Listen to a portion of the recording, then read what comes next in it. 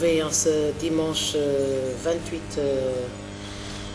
juin 2015, Mandela Show qui reprend ses droits sur la fréquence 96.6. Les dimanches, on le fait à 11h. Et en dehors du territoire sénégalais, l'heure vous sera indiquée par rapport au changement horaire. Cette émission vous est présentée par Ndella Madior Diouf. Et cette émission également est synchronisée avec la station de Saphir FM Bourg 105.5 Bourg-Simal, la radio Touba International à Touba 89.1 et évidemment sur saphirfmtv.com, la seule radio-télévision sur Internet Web TV qui émet en live depuis Sacré-Cœur 3, immeuble Saphir 9721 Sacré-Cœur 3. di fàttali mbokk yi rek ñu ngi déglu Mandela Show mooy sama Ndella Show Ndella Madior. Ça n'a rien à voir avec Nelson Mandela mais show Ndella Madior Diouf moom da koy def nag bés bu nekk taamu nañ si nag 10h 11h du lundi au samedi mais dimanche pour permettre ñëpp yeewu 11h lañ koy def 30 minutes 40 minutes 45 minutes 1 heure de temps en fonction de l'importance de l'actualité. Émission bi nag dañ ko lëkkaloo ko rajo bi ne Saly si Mbour Simal 105.5 Saly moom fi fan yi néew dinañ ko taal soobee yàlla 89.1 rajo Touba International rajo Mbacke Kajoor di xaaraat équipe am ndax foofu moom koo fa affecté ga mu mere la kon solution bi ñu trouvé rek mooy jël waa Mbacke Kajoor ñu fa ne former leen pour ñu mën a téye seen rajo bopp. mu nekk lu am solo waxtaan wi nag show Ndella Madior mooy joxe xalaatam ci réew mi en fonction des titres des journaux ak lu xew ci réew mi bés bu ne mu nekk nag émission boo xam ne dañ ciy faral di joxe xalaat te dara taxul ñu jóg lu dul defar réew mi bépp nit boo xam ne tamit bëgg nga bokk ci émission bi wax li ngay def ci réew mi te xalaat ni li ngay def baax na nga nekk chef de parti wala nga nekk ministre wala nga nekk maire tàllal nañ la loxo mën nga woote 88 628 04 14 demander assistant yi ñu jël rendez-vous ñu programmer la soo waree fay nga fay service commercial nga ñëw dugg ci biir Mandela Show wax lépp li ngay def lu baax ci réew mi te yaakaar ne def nga lu baax ci réew mi.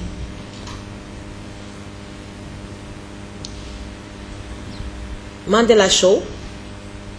ñu ngi koy jàll également ci www.saphirfmtv.com mu nekk radio télévision sur internet bi nga xam ne depuis 2003 moo njëkk a nekk web TV Sénégal ñu tàmbale woon ko fële ci États-Unis ci bu may gunge Serigne Mourtada Mbacké ndeysaan foofu la ñu tàmbalee web TV bi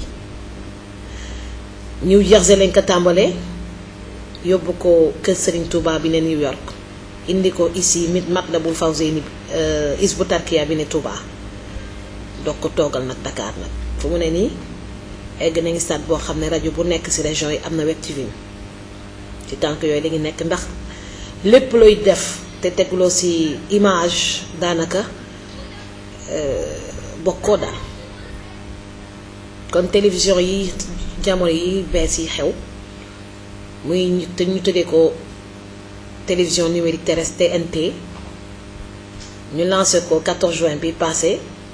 muy permettre bépp nit bu am programme bu intéressant te di jëmale réew kanam état bi jël sa signal mu nekk lu am solo ndax dina permettre képp ku am programme de développement ñu reprendre ce signal ngir njëriñu askan wi te dina créer emploi yu bari waxtaan bi nag man mii Ndella Madior Diouf candidate à la présidentielle 2017 wala 2019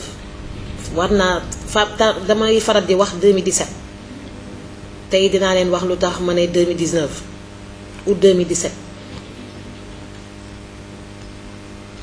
musuma nangu wax 2019 mais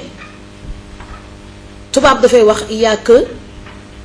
les je vais pas terminer le mot qui ne changent pas d'avis. Ça veut dire que doo ne su ma màttee rek day dagg nit day soppeeku ak bés ak jamonoom sa xalaatu démb mun na soppeeku ba nekk beneen xalaatu suba ci kaw waxtaan yi ngay waxtaan ak yi nit ñiy delloo la ginnaaw wala ñiy jëmale la kanam ku nekk loolu la ñuy wax démocratie lu tax ma ne candidate à la présidentielle 2017 wala 2019 umpuluñ kenn man dong maa doon jigéen te saa yu ma amee occasion wax ko mu neex nit yi am ñoo xam ne daq na leen lool xam naa ko mais saa yu ma amee occasion wax ko dama koy fàttali nit yi ndax dafa nekk lu am solo 2012 si analu histoire du Sénégal benn jigéen dong moo fi nekkoon tête de liste élection législative 2012 mun tudd Ndella Madior Diouf man sama tur dëgg sa Ndella Diouf la damay obligé dem tribunal ñu jël Madior dugal ko ci biir ndax Ndella Madior Diouf léegi loolu lañ ma xamee.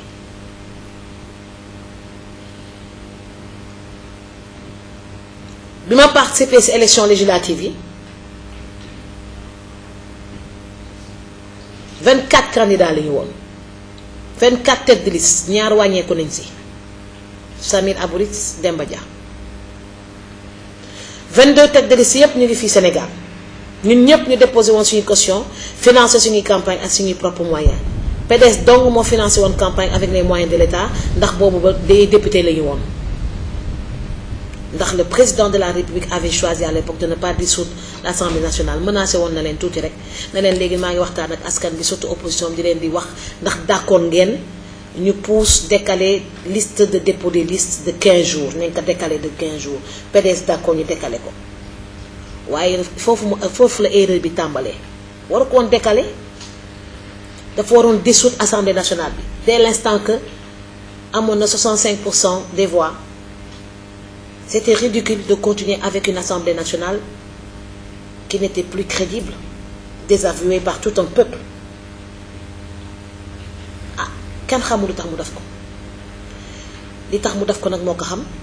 moo jur actuellement situation bi ñu nar a dund suba ndax sama baat ci kaw benn bokk yaakaar Moustapha fal Macky Sall xam nga ñan ñoo fal Macky Sall ñi nga xam ne sa bokkuñu ci parti yi ñi nga xam ne sax dañuy seetaan rek ñi nga xam sax amuñu carte militant benn parti ñi amoon yaakaar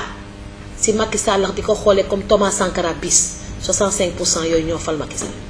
su ànduloon nag kenn day fal day toog ndax ñi ci bëgguñu woon Ablaye Wade am deuxième mandat kon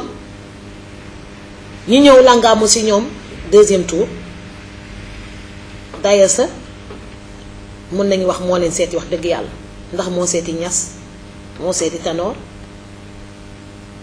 si résultat yi premier tour yi bu mu commencé déglu rajoom xam ne lii nag affaire bi deuxième position lay jël dafa ne bërëb jóg dem seeti Niass seeti waa Assises nationales seeti Juma Jeng Jaxate am so seeti ñépp loolu ñépp fekke nañ ko ah résultat yi génn kon Benno Bokk Yaakaar mënu àkki moo victoire boobu c'est pas possible mënul àkki moo victoire boobu parce que lu tax Benno Siggi Sénégal bokkoon ñu woon sa pour ànd d'accord ñu woon ba ñu am Benno Tanor ak Benno Siggi Sénégal maanaam Benno Tanor ak Benno Niass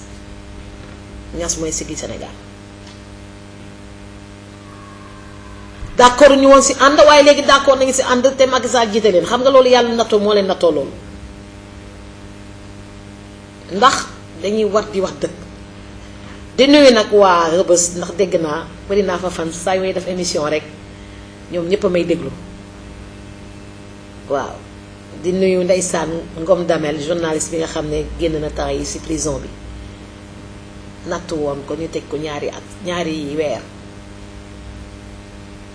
nee na ma soo tàmbalee ñëppay taal seen rajo ci biir Rebeuss di la déglu kon indi fa mburum koor indi fa eau de javel indi fa omo indi fa ndogu daal waaw ndeysaan dinaa ko maa ngi ñëw dinaa ko defar dinaa ko def dégg naa wax ba. am na sax ay courrier yu may jot yoo xam ne directement Rebeuss lay jóge su ma defalee émission ñu ne ma lu tax defaloo émission bi xanaa xamul loolu ñu ñuy wéttali ndeysaan moo tax émission bi dama war a góorgóor di ko def même su ma voyagé kii Skype baa ngi fi dama koy dóor mu daanu su ma voyagé sa si laay gën a nekk à l'aise pour def émission bi. kon bu président de la république toogee ba prêter serment lieu prestation de serment bi déjà moo nekkoon mystère ah xawma kan moo ko xelal loolu mu dem prêter serment méridien président Abdoulaye Wade bu muy prêter serment dafa demoon stade de l'amitié mu fees tel mënoon na ko feesal c'est comme su fekkoon y avait un doute ndax dina fees wala du fees ndax victoire bi bett na leen benn bett boo xam ne ku ne ñoo taxaw bëgg a fa am place ñu def ko fu xat méridien président c'est pas un endroit pour faire une prestation de serment quand même il y a des endroits beaucoup plus indiqués que de faire ça dans une grande tente ko defee ñu bâchoon affaire bi de am nañ ci promotion ndax dégg naa léeg-léeg mu am benn pays africain moo woo leen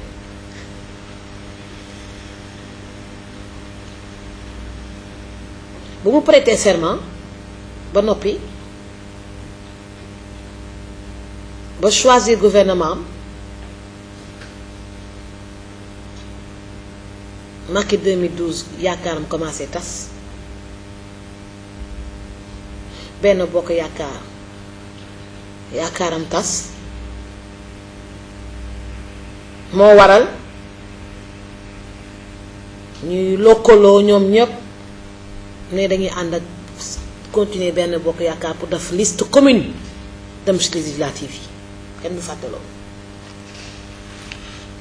ah jàmbaar yi nag ñoo def seen liste bopp El Hadj Diouf jàmbaar la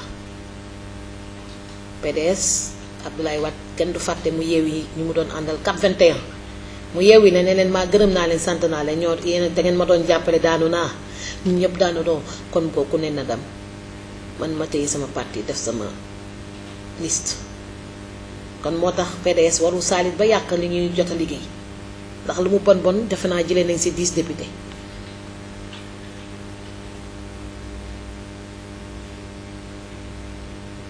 moins 5 ñu bañ a am sa 10 députés parce que Fada plus fort reste lu duggee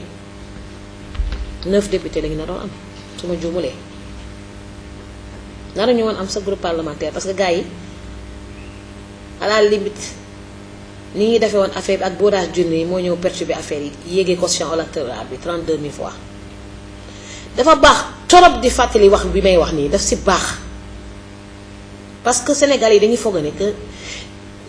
dafa am ñu foog ne que Sénégal yi dañoo amnésie Sénégal yi amnésie ku ñu ne de li xew 2012 c'est comme si c'était hier Kara lëkkaloo Grand Serigne de Dakar moo tax Kara Grand Serigne de Dakar nekk à l'Assemblée nationale am ñaari député benn député ak benn plus forest CAP 21 de man de la Madior maa leen rawoon ndax ñu ngi woon sama ginnaaw dafa am solo di ko fàttali maa raw CAP 21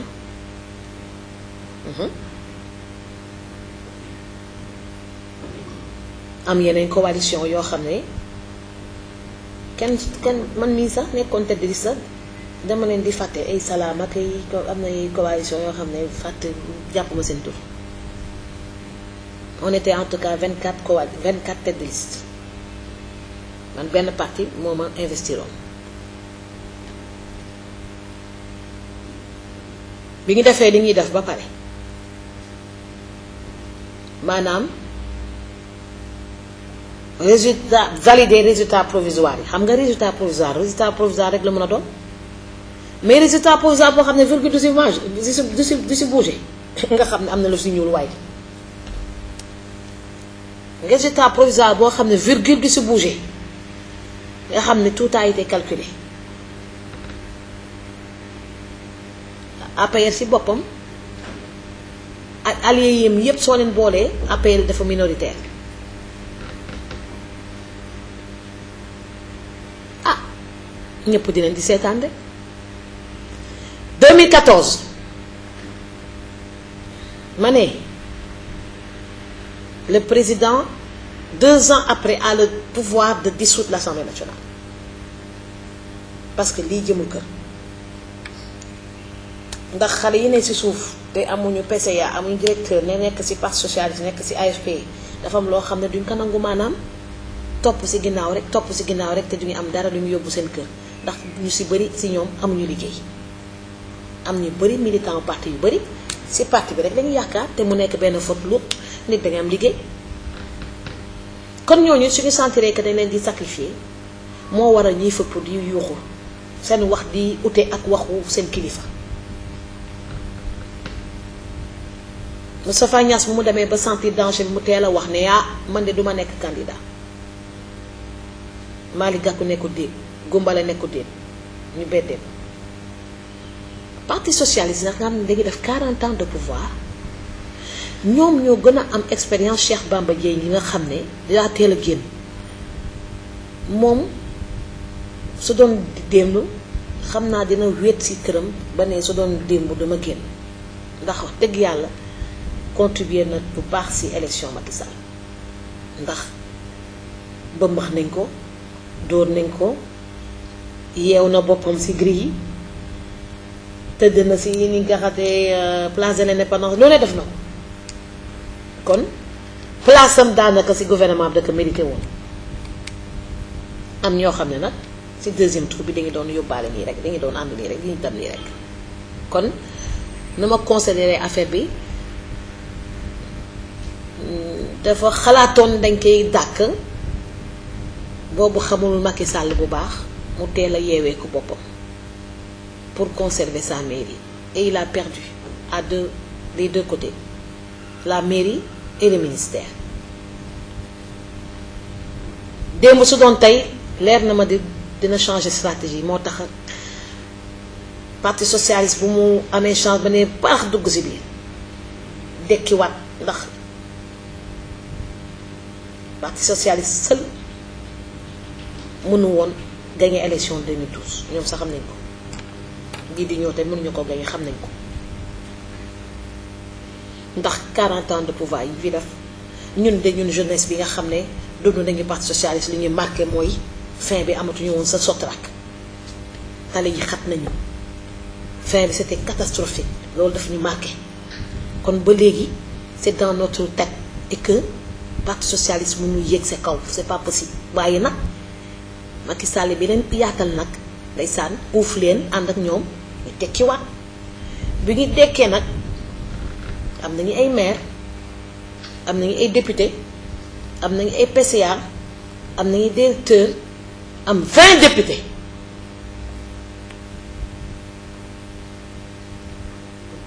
en 2012 ba léegi ñu ngi lëw a toog Macky Sall neneen nag nag bi ñu demee ba nag xale yi di yuuxu rek di ne way parti socialiste parti bu mag la mënul am mu ñàkk ba ñu am candidat ma ne yéen xanaa yéen da ngeen foog ne nit yi dañoo fàtte parti socialiste parti bu mag la mënul ñàkk am candidat lu tax kon 2012 nekku leen tête de liste loolu laa leen di tontu en tant que tête de liste parti bu mag ngeen lu tax nekku leen tête de liste ku nekkul tête de liste kay 2012 kon doo xaru nekk tête de liste waaye 2017 ou 2019 nañ ko waxante dëgg te dee waay am déet amul kersa déjà que ñoom sacrifié nañ seen tête de liste bu ñu campagne jaxasoo nañ ak benn bokk yaakaar ba force 20 députés 2017 bii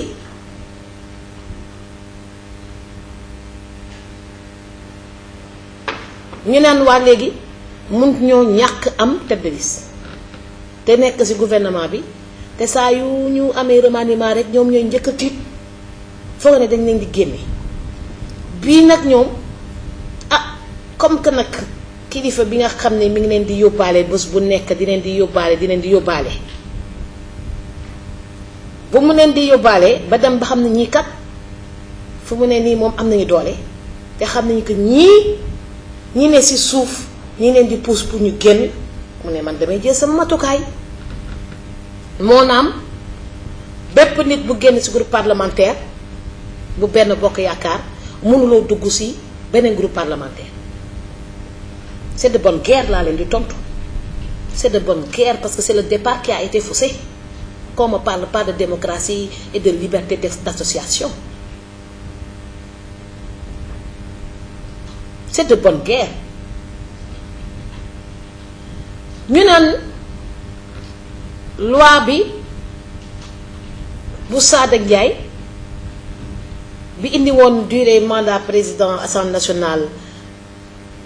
juróomi at indi ko benn at dañ koy abrogé delloowaat ko ci juróomi at ndax loolu moo taxoon Macky Sall mer ba génn mais soo seetee ba seet pourtant El Hadj Diouf il a raison de moom nee na il est contre cette loi ma ñëw rejoindre ko ci tamit d'accordoon naa ci de mais bu ma xoolaatee affaire yi ba xoolaat yàlla mun nañoo nattu benn président assemblée nationale bu tey kooku ko def war a toog rek juróomi at bu ñoo rey déedéet at bu nekk dañ war a renouveler ni ñuy renouveler bureau bi noonu lañu war a renouveler président assemblée nationale su ko defee muy gën a góorgóorlu pour député yi kontaan pour askan bi kontaan mais xës naa ba toog juróomi at lu ma kenn mënatuma fi génne lu ma neex def su ma neexee feebar su ma neexee lu ma neex def loolu d'accord ma si foofu El Hadj Diouf il a raison groupe parlementaire bi nga xam ne dañ ko bëgg a yóbbu 10 ba 15 man Nder la damaa jox d'accord ma si 10 dañ ko war a bàyyi suñ ko mënoon wàññi sax dañ ko waroon wàññi fede assemblée nationale bu France 117 députés ou 175 députés je me rappelle plus du chiffre mais 15 députés ñooy former groupe parlementaire kon le fait de ramener de 10 à 15 ñëpp comprendre nañu dañuy empêcher Idrissa Seck chaque fois day essayer monter groupe parlementaire def na ko à 2 reprises mu bañ mu gaa yi mbas ko léegi bi yoon PDS yëngu na AFP ñi nga xamante AFP yëngu na parti socialiste yëngu na même su fekkee ñi ci kaw ñu ngi ne sëy bi warul tas ñoom tam ñu ne 10 dañuy jëlee 10 yóbbu ko 15 mais moi je suis pas d'accord je sais que c'est de bonne guerre mais je suis pas d'accord parce que il ne s'agit pas de combattre un allié politique qui va être un opposant dans quelques jours, mais il s'agit de faire correctement l'avenir de l'Assemblée nationale, de faire correctement le règlement intérieur de l'Assemblée nationale. Pour, pas cette 12e législature, mais pour les législatures futures, pour nos enfants et nos petits-enfants. Kon alliance yi nga xam ne amuñu sa récépissé xam nga benn bokk yaakaar amul récépissé alliance rek la parti yi nekk ci biir ak parti yi nekk ci biir ñoo am récépissé mouvement yi nekk ci biir amuñu récépissé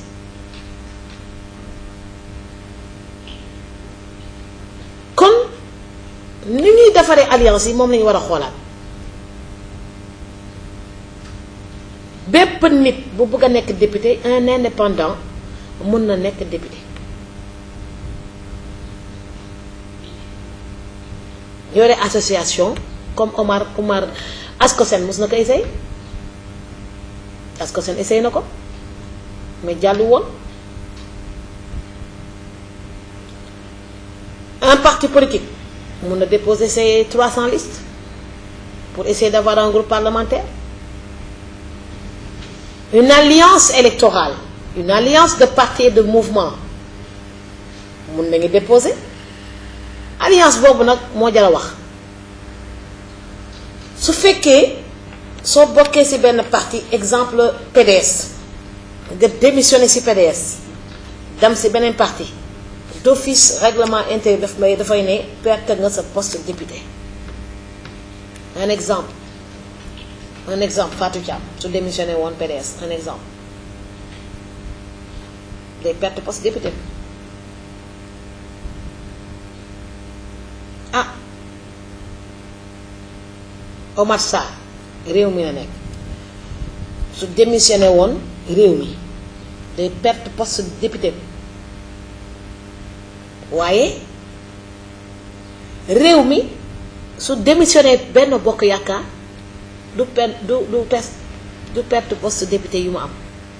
c'est une incohérence parti politique bu bokk ci alliance soo ci démissionné député yi nga am da ngay jël yóbbaale ak say député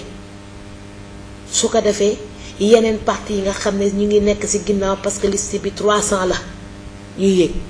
looloo jaatu kon il s'agit pas de dire on doit passer d'un groupe de 10 à 15 mais il faut revoir le règlement intérieur et dire que ku génn ci groupe parlementaire su génn ci groupe d'alliance tu perds ton poste wax bi jeex ça va pousser aux gens d'être beaucoup plus sages et de réfléchir avant de s'allier quand même dërëm ak dërëm ñoo mën a ànd da ngay gis alliance boo xam ne ponkal ak ku amul dara ñoom ñooy ànd su ko defee day indi histoire c'est l'alliance les alliances qu'il faut revoir et quand il y a tasse d'alliance ku ne da nga war a yóbbaale li nga indaale woon te bàyyi ñi ne woon ci kaw ñi déposer caution loolu lay dëgg lay dëgg kon ñi xelal président Macky Sall xelal ñu ko xelal bu baax ñëpp xelal président de l'Assemblée nationale xelal leen bu baax ce qu'il faut faire c'est pas ça il faut exclure toute personne qui sort d'une alliance politique loolu mooy jaadu c'est une démission une alliance c'est un grand parti c'est tout mais c'est pas le grand parti de Malick Gakou une alliance c'est un grand parti c'est un regroupement de partis kon ku ci génn kay bokkutuloo man du ma dugal ci biir assemblée nationale ba pare nga génn sama kii ba pare di ma romb di ma kokkali danga ko du nangu te lii actuellement moo am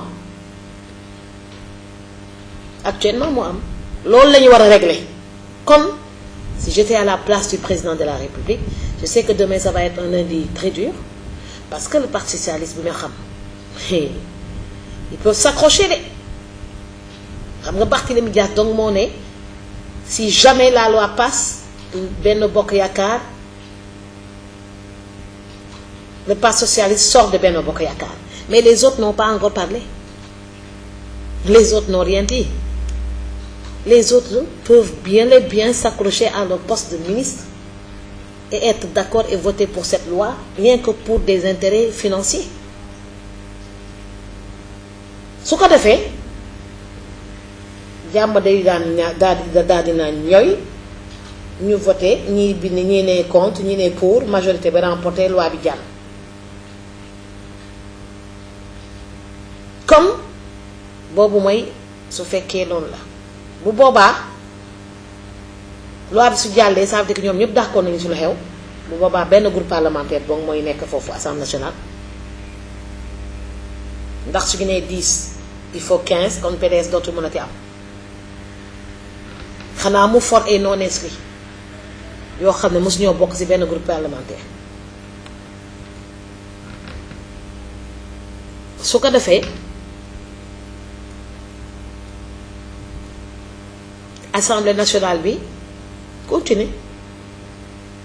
2017 élection am référendum jàtta am bu boobaa comme que d'accord nañu ça veut dire que juboo am na juboo su amee daal fi ñu jaaree ba jàllale juboo bii mën nañ fa jaarale ba abroger la loi de 2008 def élection yi en 2017 juboo su amulee nag ba parti socialiste génn ci benn bokk yaakaar foofu la problème yi di amee ndax parti socialiste 20 députés la am suñu génnee ci benn bokk yaakaar nekk député non inscrit avantage yu ñu amoon yëpp dañ xam nga su ko defee diggante bi di daal di ñagas wax yi dinañ gën a saf dinañ gën a métti et ça m'étonnerait président Macky Sall continuer di leen di conserver ci gouvernement bi ça m'étonnerait.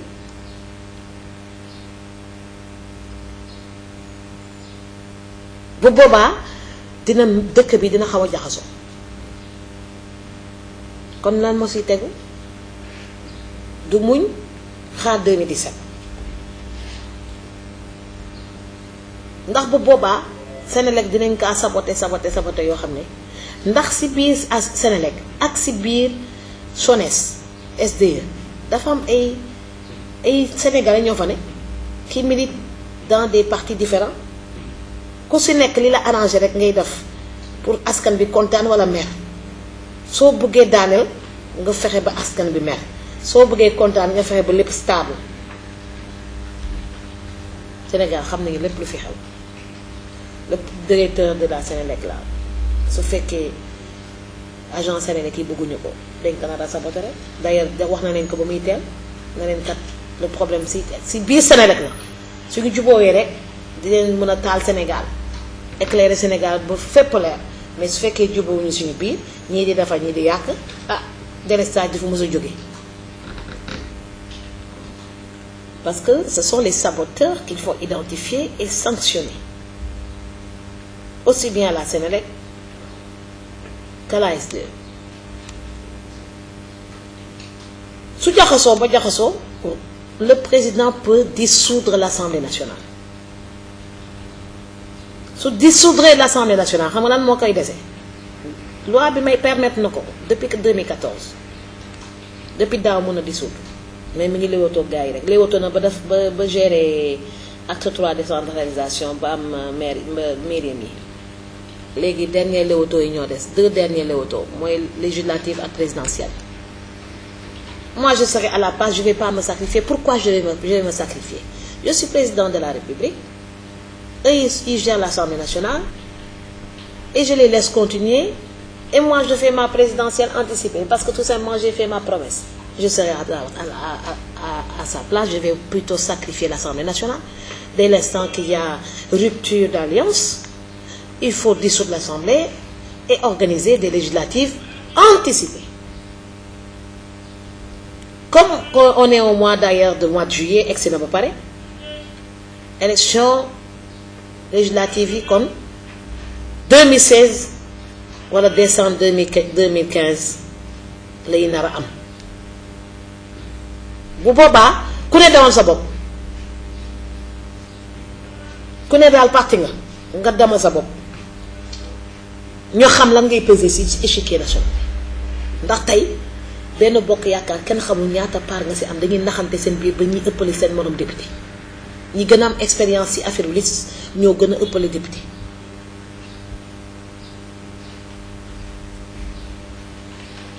bu boobaa su ñu defee élection législative 2016 janvier 2016 ou fin 2015 xel mën naa nangu élection présidentielle 2019 ma baaxee leen loolu xel mën naa nangu élection présidentielle 2019 si diggante bi nag ñu diminuer mandat bi li ñuy mayoon Ablaye Wade bu mu diminuer mandat bi Macky Sall amaat ko parce que bu kenn fàtte que Abdoulaye Wade moo njëkk a diminuer mandat mais moo waraloon élection am 2007 ak 5 ans après 2012 mais laata 5 ans yi 2012 di jot 2008 fexe na ba diminuer ko yokk ko 7 ans ça veut dire que su fekkoon Abdoulaye Wade jàlloon na 2012 7 ans après la élection na doon amaat mooy 2019 Abdoulaye Wade moo fi na doon toogaat ba 2019 car bloquant bi su jàlloon Abdoulaye Wade moo fi na doon toogaat ba 2019 su gagné woon ab kii moo fi na doon toogaat ba 2019 donc loolu mooy dëgg bi donc je sais que je vais faire réfléchir à beaucoup de personnes parce que waa APR ñoom lenn rek la ñu bëgg naka la ñuy def ba def élection 2019 te kenn du leen ne waxee yoon bi ma baaxee leen yoon bi si jamais l'Assemblée nationale est difficile à gérer c'est une voie. Il faut dissoudre l'Assemblée nationale, organiser, au lieu d'organiser une présidentielle anticipée, se sacrifier, il faut organiser une législative anticipée, des législatives anticipées et une présidentielle à date échue. te loolu defe naa soo ñu ko defee coow bi lu bëri ça fera des économies dans ce pays. L'Assemblée nationale ñu renouveler ko ñi may déglu nag bu kenn xalaat ne dafa bëgg ko dugg Assemblée nationale de man candidate à la présidentielle la li ngeen wax ci ñàkk ki ñaan rek moo tax ma leen di baaxee ak wax bi ndax xam naa ne gars yi dinañ si accroché ñu bëggul nag Assemblée nationale bi tas suba di nga leen gis ñu mel ni duñu wax dara dañu noppi parce que suba la ngay xam ndax Assemblée nationale bi dinañ ko dissoudre wala duñ ko dissoudre kon waxtaan bii laa leen doon baaxee di leen di jox rendez-vous suba ak jàmm.